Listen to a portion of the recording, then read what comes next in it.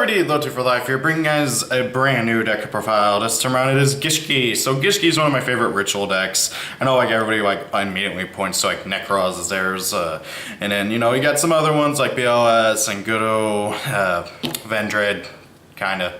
Vendred, that kind of sucks, but I digress. Gishki is one of my favorites. They're a really cool deck. They aren't bad, but they aren't good either. They're just adequately decent. It's really weird. They're somewhere in the middle. Heck, two of their better ritual monsters are currently limited. It reminds me kind of Ice Barriers, where like all the good cards are limited, but the rest of the deck just kind of flew under everybody's radar. The deck's really good though. And recently got a bit more support indirectly thanks to the Impcantation. So I wanted to give a crack at trying out an Incantation Gishki deck, and this is what I've come up with. I really like this deck, but at the same time, I'm kind of iffy on the Incantations. I feel like that we really need the two from Soul Fusion to really get the full benefit out of the Incantations. And hopefully we get more in Savage Strike. That'd be really cool as well, but I digress. So let's get on a deck profile before I just ramble on for too long. First and foremost, we got three of arguably the best, not limited, Gishki ritual monster. Gishki YgoAmino. He's a level 10, 3200, 0 attack. You can ritual summon him using any Gishki ritual spell. That goes for all of the ritual monsters. And then once per turn, you can pay 1,000 life points, draw one card from the top of your deck, well, obviously, and reveal it. If it is a Gishki monster, you can shuffle back one card on the field. If not, well, nothing really fizzles. You get your draw, and that's about it. He's basically a pay 1,000, draw a card, and then, if it happens to be a Gishki monster, you get a free shuffle. The really cool thing about the shuffling effect is that obviously it's not hard once per turn, so if you can spam out three of these guys really easy, you can punch for 9,600 damage, which is insane. But even more importantly, you can spin back three cards. Theoretically, it depends on how many Gishki monsters you draw and how lucky you are. Also, because he's a 3200 beater, he can punch over literally just about everything out there. And the really cool thing is that the shuffle effect is not targeting. It doesn't target, which is really cool. He kind of reminds me of Madoshe Tiramisu in that sense. Really powerful, really good overall. Really mean boss monster. I only wish he did a bit more than just give you a free draw. Well, not really even a free draw, you got to pay 1,000 life points, but you know what I mean. Then we got one Gishki Soul Ogre. This guy's pretty cool. You can discard one Gishki card, target one monster in the field, and then shuffle it back into the deck. Discard one Gishki monster, target one face-up card your opponent controls, and shuffle that target into the deck. So you can shuffle back anything, not just monsters. So, your opponent's got a Dragonic Diagram out, and you don't have a way of destroying it, you can shuffle it back into the deck instead. Pretty handy, comes in useful a lot of times. Then we got one Gishki YgoAmino. I don't know how to pronounce that. Whenever he attacks, you get to draw one card, reveal it, and if you do, you get to look at a random card out of your opponent's hand and discard it. So it's really cool. You get to look at a random card out of your opponent's hand and discard it. Kind of sucks if you're doing it against danger, but hey, for being a 27er beater who lets you draw a card and then also lets you, pick a card out of your opponent's hand, pretty nice. He's also level 8 too. This deck has a strange amount of level 8 rituals. Kind of makes me want to play a trade-in version of the deck that focuses on the level 8 rituals, because I feel like they're really underrated compared to YgoAmino. Speaking of underrated, Tetra Ogre, he was my first Gishki monster, so I kind of play him in every build of Gishkis. I know he's not particularly great, but I still love him. Basically, you can discard one card, and then your opponent can declare one monster, once per turn, you can declare one card type, monster, spell, or trap card. Your opponent can discard one card to negate this card's effect. Otherwise, both players send one card to declare type from their main deck to the graveyard. So you can declare monster, spell, or trap. You can send a monster, spell, trap, whatever. And if your opponent doesn't want you to, because they know you're probably going to send something that you're going to want in the graveyard, they can discard a card to negate it. Or more than likely nowadays, they're just going to let it go through because they'll want to send something too. He's not as good as he used to be. He used to be really good for picking up power cards out of your opponent's deck, because typically speaking, what you can do is you can discard a card, I mean, sorry, why do I keep saying discard? He doesn't require a discard. You just once per turn declare a card type. You declare a card type. What I would usually do is declare spell so that I can send YgoAmino because YgoAmino can just go to my deck again. You know, more and more nowadays, people actually want stuff in the graveyard, especially like spells if you're doing against Sky Strikers. So he's not as good as he used to be, but I still love him. He's my favorite. He was my first, god dang it. Out of my first pack that I got after getting back into the game. Eva Gishki Mind August. This is one of the 2 Gishki rituals that are currently limited. Whenever it's ritual summon, you can shuffle back any 5 cards in either player's graveyard back into the deck. That's any combination of 5 too. So like you can shuffle back 2 in your grave and 3 of your opponents. I don't know why you do that, but you can. It's up to 5 cards too, so if there's not enough, you can just shuffle back 2 or 3 or whatever. The main thing is that because of this and because of YgoAmino's effect, you will never ever deck out. So that's really handy. Also, you can just get back your power sources and other stuff, and it's any 5 cards. Spells, traps, monsters, whatever. It's really good. Speaking of really good, Eva Gishki, Guster Kraken. Jesus Christ, this card. This card's limited as well, and for good reason. Whenever it's ritual summoned, you can look at 2 random cards in your opponent's hand. You shuffle back 1 and discard the other, if I remember right. Yeah, look at up to 2 random cards in your opponent's hand, shuffle 1 into the deck. That's not a once per turn effect, so if you have a way to spell summon this thing out multiple times in a turn, you can theoretically get every single card out of your opponent's hand. Really mean card. Just being able to look at 2 random cards in your opponent's hand, get rid of 1 is really good.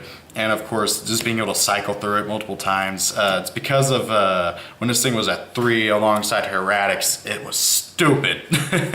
But yeah, I digress. So that's the Gishki Ritual lineup. I play all the ones I think are at least relatively good. I know most people typically focus on Zealgigas Turbo, but I'm not a big fan of that build because it's super linear. And if your opponent negates your Zealgigas, you're kind of screwed. But yeah, I know I'm in the minority in that sense. Maybe I'll do a Zealgigas Turbo build later on. So first and foremost, before we get to the regular stuff, let's get on to the incantations. Good old Incantation Talismandra, as well as Candle, you know, 3 of each, kind of goes hand in hand. They each let you reveal the type that they search. So I believe Candle is reveal ritual monster, ritual spell, and then you can summon out another incantation except himself from the deck. So Talismandra, for instance, at the moment. Then Talismandra searches out a ritual monster. And they search out the opposite of what they reveal. So that's pretty good. Or sorry, they search out what they reveal. So if you reveal a Talismandra, you search out a monster. If you reveal a Candle, you search out a spell. You know, so on and so forth. It's really good. Just kind of helps add some consistency to the deck. Even though I'd argue Gishkis are already super consistent. Speaking of consistency, adding good old Gishki Shadow as well as Vision. These 2 do the exact same thing but slightly different. So Vision searches out any Gishki monster by discarding himself from your hand, and Shadow discard himself from your hand to add any ritual spell. Well, any Gishki spell card. And also they both can be used for full tributes for the ritual summon of a water ritual monster. I specifically gotta say water because they can be theoretically used for their Necroz rituals as well as other non-archetypal water rituals. Which is pretty cool too. I've seen some builds of Necroz that like mix into Gishki stuff just because of that. Really good cards overall, not once per turn, which is really stupid. And just really good cards. And thanks to them having such low attack, you can grab them back with salvage, which makes for even stupider stuff. Generally speaking, if you open both and then salvage, you kind of just win. Moving on, we got Gishki Beast. Whenever he's normal summon, you can target one of your level 4 or lower Gishkis in your graveyard, special summon it, and defense position. He's just a big playmaker. You make your links, you make your Xyz, do whatever you want, really. And especially if you happen to have an Abyss in your graveyard. Abyss, whenever he's normal summoned or special summoned, you can add 1 Gishki monster of 1,000 or less defense from your deck to your hand. That's almost the entire archetype. There are a few that do not have 1,000 or less defense. But however, he can search almost the entire archetype. It's not once per turn, and it's on normal or special summon, meaning he's literally a Stratos. It's really stupid, and again, he's got really low attack power, so you can grab him back with salvage. Really good. Then we got double Gishki chain. Whenever he's normal summon, you can look at the top 3 cards of your deck and reveal and add 1 Gishki ritual or spell or ritual spell card from your deck to your hand out of those 3 that you revealed. Looked at, whatever, same thing. And then you put them back on top of your deck in any order. Pretty good overall.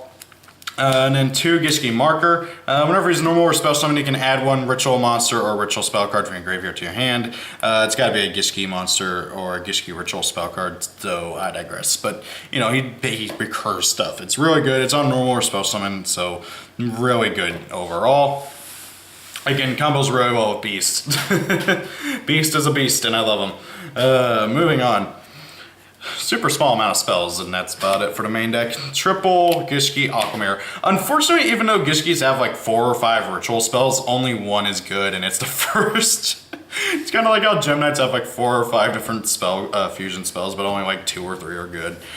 So Gishki Aquamirror, you ritual summon a Gishki ritual monster using materials that equal its level. Simple as that. But even more so than that, if it's in your graveyard, you can shuffle it back into your back into your deck and add 1 Gishki ritual monster from your graveyard to your hand. That's also not once per turn. This is really stupid. It's really, really good, and there's just so much cycling that this deck can do. It's really ridiculous. Again, if you open up really well, you can just totally loop out your opponent's hand. You can just really screw them over. You can empty out stuff into your graveyard. It's really, really good. Again, like I feel like Gishki are like on the teetering edge of being a really good archetype overall. Now then, moving on, we got triple Preparation of Rites. Like half of the rituals are level 7 or lower, and you can grab back your Aquamirror. Not to mention, you have ways of getting your ritual monsters back into your deck, so you can use Preparation again. And thanks to August, you can also, well, use your Preparation again. 3 salvage. I thought I was playing 2 for some reason. I saw 2. So yeah, 3 salvage kind of goes hand in hand. You get to add any 2 level, water monsters of 1500 or less attack from your grave to your hand. Really good, thanks to Fission and Shadow being easily able to dump themselves into the graveyard and, well, search and stuff, and then you can do it again, or you can use your ritual stuff. You know, it's just really good overall. And then 1 monster reborn for just general plays. And that's it for the main deck. Should be 40 cards on the dot.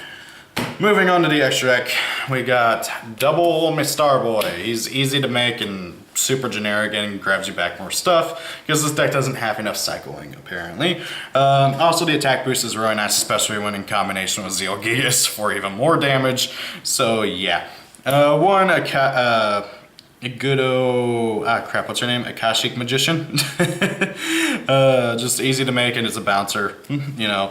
1 Cerberus for bounce popping, 1 Phoenix for popping, 1 Unicorn for spinning, 1 Nightmare Griffin for recursion and just for trolling, 1 Beauregard Dragon. I'll be honest, half the extra doesn't even matter at this point.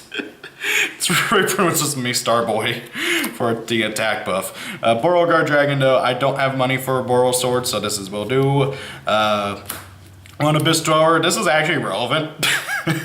Part because its graveyard negation effect is relevant, and also partly because if you use them for if you use water monsters as Xyz material for them, all your water monsters get 500 more attacks. So in combination with me, Starboy, you get 1,000 more attack power. It's really stupid. I love it.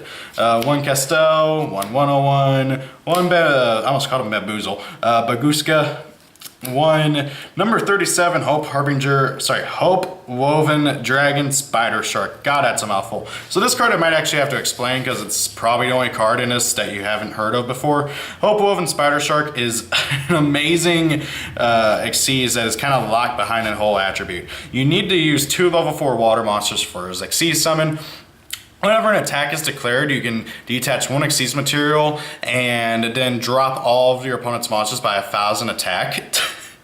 And if he dies, you can summon any monster from your graveyard except himself. So he's a monster reborn, plus he's kind of a utopia. He doesn't actually negate the attack, but he does drop all of your opponent's monsters by 1,000, which can be a big deal. Also, because he's a monster reborn, you can bring back your dead YgoAmino or something, which is just really good. You can't bring himself back, which is a bit annoying, but that'd be stupid, so yeah. 1 Super Dreadnought Rail Cannon Gustav Max. God, these names from the Zexal era. Thank you, Konami. Gustav is amazing. If you don't manage to kill your opponent with triple seal Gigas, you have this for extra 2k burn. And then one number 81 Super Dreadnought Rail Cannon Super Dora. Dora the Explorer got a super power upgrade mecha thingy. Dora is really good. He's pretty mean, just basically being a rank 10 Velgrand. Kind of goes without saying there. Pretty stupid card. Thank you all for, well, that's about it, everybody. I love Gishkis a lot. The deck is a lot of fun. It's been one of my favorite ritual decks I like to return to off and on every now and then, especially when rituals get new support. So yeah, what do you guys think? What do you guys think I should change around? What's your ideas, recommendations, concern? Have you guys been messing around with Gishki? Or heck, what ritual decks have you guys been messing around with thanks to the incantations? Thank you all for watching. Have a great day. If it's your birthday, happy birthday. See you all later. Peace out and goodbye.